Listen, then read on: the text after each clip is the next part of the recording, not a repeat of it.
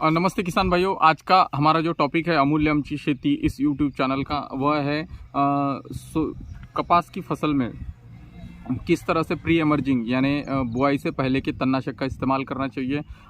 फ़िलहाल हमारे पास एक ही ऑप्शन है पेंडामेथलिन। पेंडामेथलिन का यूज़ करने से इस्तेमाल करने से आपके जो कपास का क्रॉप है उस क्रॉप में खरपतवार 1 महीने तक नहीं निकलेगा। इसके लिए क्या विधि है, यह हम आज आपको यूट्यूब चैनल के द्वारा इस वीडियो के द्वारा बताना चाह रहे हैं। पेंडामेथलिन जो है किसान भाइयों 700 ml यूज़ करना है आपको पर एकड़, ऐसा लेबल क्लेम है या उस दवाई बनाने वाले निर्माता का कहना है। क्या 700 ml आपको यूज़ करना है, पर हमने यहाँ पर महाराष्ट्र में देखा है, कुछ किसान भाइयों ने यूज़ किया है। 1 लीटर तक यूज़ करने के बाद बहुत अच्छे रिजल्ट आए हैं। 200 लीटर पानी में 1 लीटर तक अगर यूज़ किया जाता है, यानी 15 लीटर का आपका अगर पंप है तो 13 पंप आपको स्प्रे करने हैं 1 एकड़ में, जो बहुत ज़्यादा है, तकरीबन दुगने हैं, पर फिर भी आपको यूज़ करना है। अगर आप ये यूज़ कर पाते हैं और 1 लीटर तक अगर उसका इस्तेमाल कर पाते हैं तो आपके जो रिज़ल्ट है वो अच्छे आएंगे।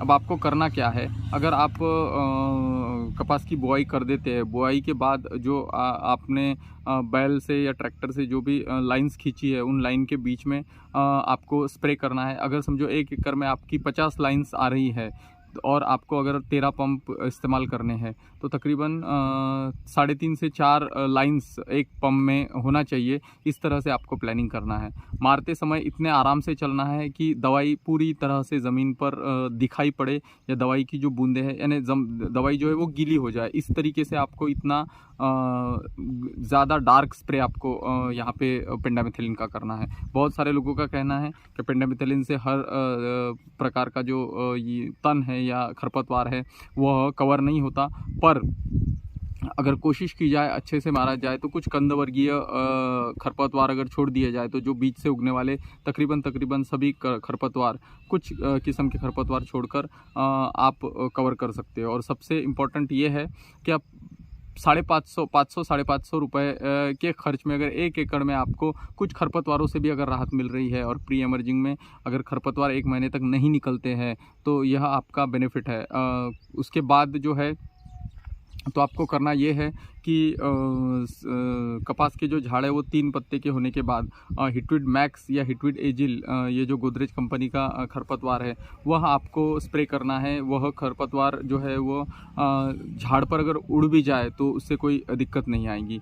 ये हो गया आपका 1 महीने तक का प्लानिंग। उसके बाद अगर खरपतवार आते हैं तो वही हिटवीड मैक्स या हिटवीड एजिल, इन दोनों में से एक आपको लेकर नोज़ल जो होता है पंप का, उसको कैप लगाकर, जिसे हमारे महाराष्ट्र में हुड कहा जाता है, वह लगाकर आप उसके नीचे ज़मीन पर उसका इस्तेमाल कर सकते हैं, पत्तों पर ना गिरने देकर। सिर्फ इतना एक शर्त है उसके बीच में कि जो तन है आपका, तो वह तन 3 से 4 पत्तियों का होना चाहिए, ताकि खरपतवार ज़्यादा बड़ा ना हो और आपको और अच्छे से ज़्यादा अच्छे रिज़ल्ट मिल सके। इस तरह के से बिना किसी खरपतवार उखाड़ने के या कोई भी खरपतवार उखाड़ने का खर्चा करके करने से आप इस तरीके से बच सकते हो।